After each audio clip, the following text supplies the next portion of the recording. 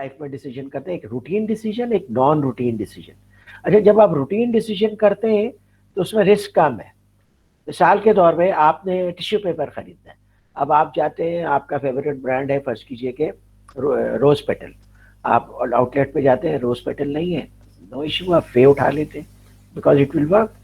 اس decision میں آپ کا کوئی رسک انوالو نہیں ہے آلموسٹ، کیونکہ آپ وہ 50 روپے یا 100 روپے میں خرید رہے ہیں.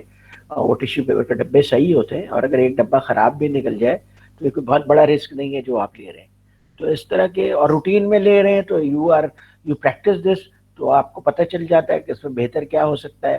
تو روٹین ڈیسیجن آپ عام طور پہ کریکٹ لیتے ہیں، اور اس کے لیے آپ کو کسی مینٹل پروسیس سے نہیں گزرنا پڑتا، بلکہ آپ عادی ہوتے ہیں ڈیسیجنس کے لینے کے لیے. لیکن جو نان روٹین ڈیسیجنز ہوتے ہیں وہ بہت امپورٹنٹ ہوتے ہیں اس لحاظ سے کہ نان روٹین ڈیسیجن میں آپ کا پاسٹ کا ایکسپیرئنس نہیں ہے، آپ جانتے نہیں ہیں کہ اس سچویشن میں کیا کیا جائے گا، اور اس کے پیرامیٹرز بھی ویل ڈیفائنڈ نہیں ہیں آپ کے پاس.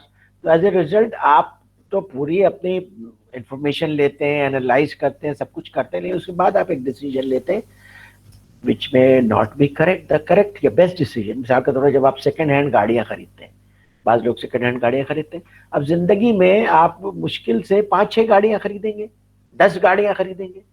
یعنی اگر میں آپ کے ایوریج لگا لوں تو 3-4 سال کے اوپر ایک گاڑی خریدیں گے. تو اس ابھی جو گاڑیوں کو خریدنا پیرامیٹر ہے 4 سال کے بعد وہ ویسے ہی چینج ہو جائے گا. ڈفرینٹ گاڑیاں آ جائیں گی، ڈفرینٹ پرائسز آ جائیں گے، ڈفرینٹ آپشنز آ جائیں گے. تو ریئلی آج کا ایکسپیرینس اس وقت کمپیریبل نہیں ہوگا. وہ ایکسپیرینس کام آئے گا لیکن اتنا کمپیریبل نہیں ہوگا. تو انفریکوینٹ ڈیسیجنز میں آدمی غلطی کر لیتا ہے، اور اس میں چونکہ زیادہ فائنینسز انوالو ہوتے ہیں تو غلطی نہیں بھی کرتا ہے تو بھی اس کے اندر ایک چیز ہوتی ہے جس کو کہتے ہیں کوگنیٹو ڈیزوننس. اور وہ جو لوگ کمنٹ کرتے ہیں اس کی وجہ سے کوگنیٹو ڈیزوننس بڑھ جاتا ہے. کوگنیٹو ڈیزوننس کیا ہے؟ ایک سیکنڈ ہینڈ گاڑی خرید کے لایا، 8 لاکھ روپے کی گاڑی ہے، اپنے حساب سے میکینک سے بھی چیک کرایا، سب چیزیں کیا، اور اس کے بعد جو ہے نا میں گھر پہ لے کر آیا، بیگم کو دکھایا، بیگم کہہ رہی ہے کس کلر کی گاڑی اٹھا لائے، گاڑی میں بیٹھا کے سیر کرایا تو کہہ رہے ہیں یہ تو بالکل بلیلا ہے، بیکار گاڑی ہے. اب کیا ہوگا آپ کے دل میں ایک ہوگی، یار میں نے پیسے خرچ کر دیے اور پھر صحیح گاڑی نہیں خریدی، دوسری گاڑی خرید لیتا تو اچھا تھا. لیکن یہ جو ہے ڈیسیجن میکنگ کا فالٹ بعض اوقات ہو سکتا ہے کہ بعض اوقات آپ ایسی گاڑی لے رہے ہیں جس کا چیسس کریک ہو، آپ نے صحیح طریقے سے انسپیکٹ نہیں کیا، تو یہ ایک رانگ ڈیسیجن تھا. لیکن ویسے رائٹ ڈیسیجن میں بھی بہت ساری ایسی چیزیں آ جاتی ہیں جو انفورسین ہوتی ہیں، تو اس کی وجہ سے آپ کو لگتا ہے کہ یار یہ میں نے شاید رائٹ ڈیسیجن نہیں کیا. جیسے آپ گھر خریدتے ہیں، گھر ظاہر ہے کہ آپ زندگی میں 1 دفعہ 2 دفعہ یا 3 دفعہ خریدیں گے، تو یہ اس کے لیے آپ بہت زیادہ ٹرینڈ نہیں ہے. میں اپنے ایک جاننے والے صاحب کو جانتا ہوں، وہ پچھلے 1 سال سے ایک اپارٹمنٹ خریدنے کی کوشش کر رہے ہیں، بٹ ہی سو کنفیوزڈ، تو ابھی تک نہیں اپارٹمنٹ ڈیسائیڈ کر پائے. کنفیوز اس لیے کہ زندگی میں پہلی دفعہ اپارٹمنٹ خرید رہے ہیں، تو ان کو کرائٹیریا نہیں پتا، ان کو مارکیٹ نہیں پتا. پھر اپارٹمنٹ خریدنے کے بعد پتہ چلتا ہے کہ اس میں ہوا نہیں آتی ہے، یہاں بجلی کا پرابلم ہے، یہاں پانی نہیں آتا ہے، یہاں پہ سیکیورٹی کا رسک ہے، یہاں پہ ٹریفک جیم ہو جاتا ہے. اس طرح کی چیزیں آپ کو وہاں رہنے کے بعد پتہ چلتی ہیں.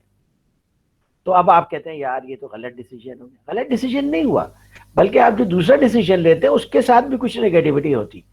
تو آپ نے جو ڈیسیجن لیا سوچ سمجھ کے لیا، اس کے ساتھ نیگیٹیوٹی کام ہے. You need to accept that decision. جتنا آدمی کے اندر کوگنیٹو ڈیزوننس کا لیول زیادہ ہوتا ہے نا، اتنا وہ اپنے ڈیسیجن پہ زیادہ پچھتائے گا.